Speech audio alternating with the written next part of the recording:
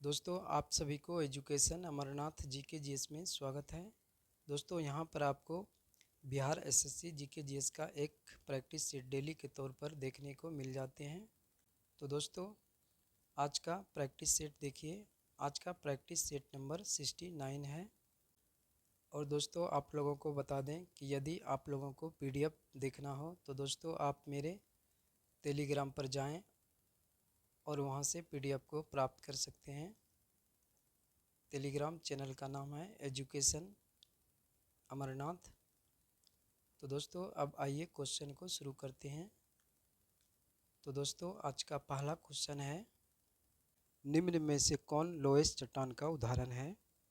तो दोस्तों लोएस्ट चट्टान का उदाहरण है आपका इनमें से परतदार चट्टान, ऑप्शन नंबर डी।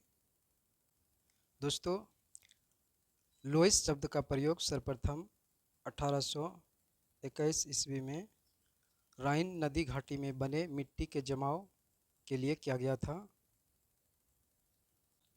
लोएस मिट्टी यह प्रायः अधिक संरंधी, बहुत उपजाऊ और कृषि के लिए उपयुक्त होती है।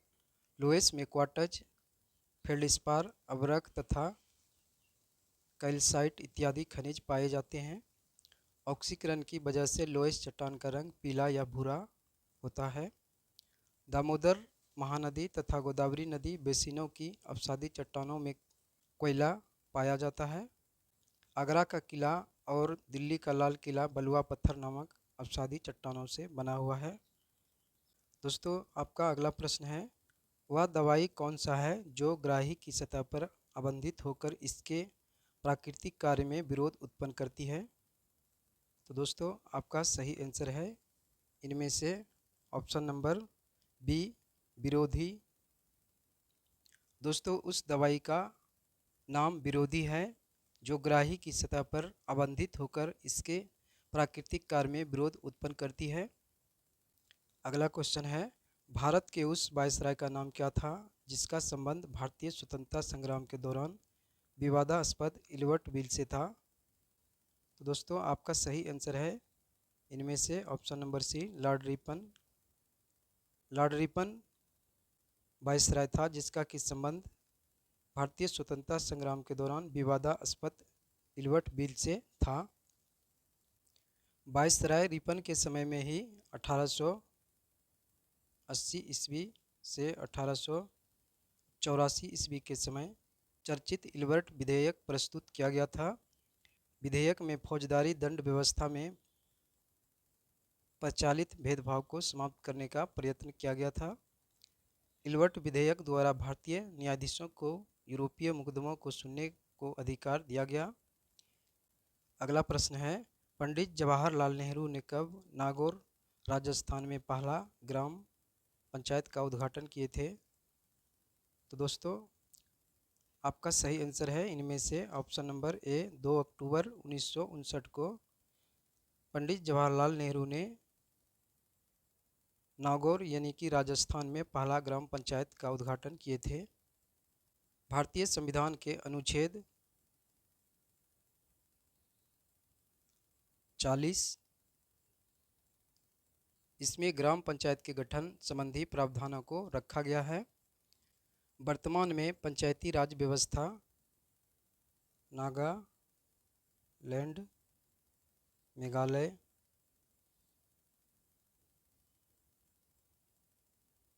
और मिजोरम में नहीं है।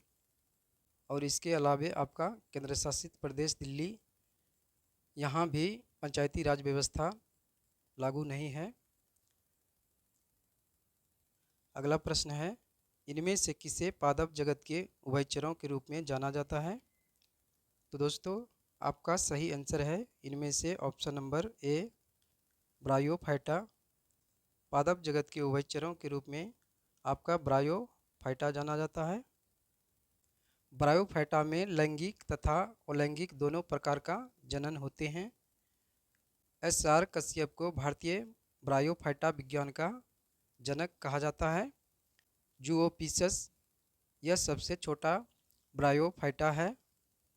स्फेगनम ब्रायोफाइटा यह पौधे के जीवाश्मीकरण से पीट कोयले जैसा ईंधन बनाता है।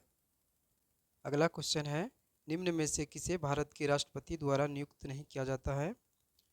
तो दोस्तों आपका सही आंसर है इनमें से ऑप्शन नंबर सी, राज्यों के मुख्यमंत्री। इनका भारत के राष्ट्रपति द्वारा नियुक्ति नहीं की जाती है। दोस्तों भारत के राष्ट्रपति द्वारा किसी भी राज्य के मुख्यमंत्री का नियुक्ति नहीं किया जाता है, आप इसे ध्यान में रखेंगे। जबकि भारत के राष्ट्रपति के द्वारा उच्च न्यायालय के न्यायाधीश इनकी नियुक्ति की जाती है और भारत के किसी भी राज्यों के राज्यपाल के नियुक्ति की जाती है और भारत के मुख्य न्यायाधीश की नियुक्ति भारत के राष्ट्रपति करते हैं। राज्यों के मुख्यमंत्री की नियुक्ति अनुच्छेद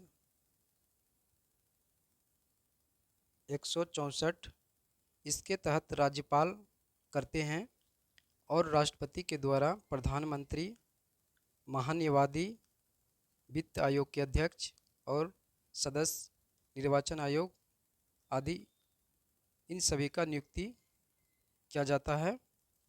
अगला प्रश्न है, एसी जनित्र को डीसी जनित्र में परिवर्तित करने के लिए किसका उपयोग किया जाता है? दोस्तों यहाँ पर जाता होगा।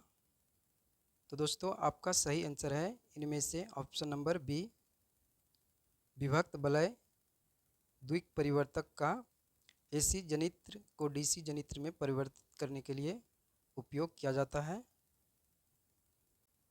अगला प्रश्न है, चीनी के अल्कोहल में रूपांतरण की प्रक्रिया को क्या कहते हैं? तो दोस्तों इनमें से आपका सही आंसर है ऑप्शन नंबर डी, किण्वन। चीनी के अल्कोहल में रूपांतरण की प्रक्रिया को किण्वन कहते हैं। अगला क्वेश्चन है, किसी पदार्थ की मात्रा को मापने के लिए किस इकाई का प्रयोग किया जाता है? तो दोस्तों आपका सही आंसर है इनमें से ऑप्शन नंबर डी, मोल। किसी भी पदार्थ की मात्रा को मापने के लिए मोल इकाई का प्रयोग किया जाता है। अगला प्रश्न है, इनमें से संयोजी इलेक्ट्रॉन कहाँ मौजूद होते हैं? तो दोस्तों आपका सही आंसर है इनमें से ऑप्शन नंबर डी, परमाणु की सबसे बारह कक्षा में संयोजी इलेक्ट्रॉन मौजूद होते हैं। अगला प्रश्न है, इनमें से कौन सिद्धांत सौर ऊर्जा प्रणालियों से संबंधित है? तो दोस्तों आपका सही आंसर है इनमें से ऑप्शन नंबर सी, फोटोवोल्टाइक प्रभाव।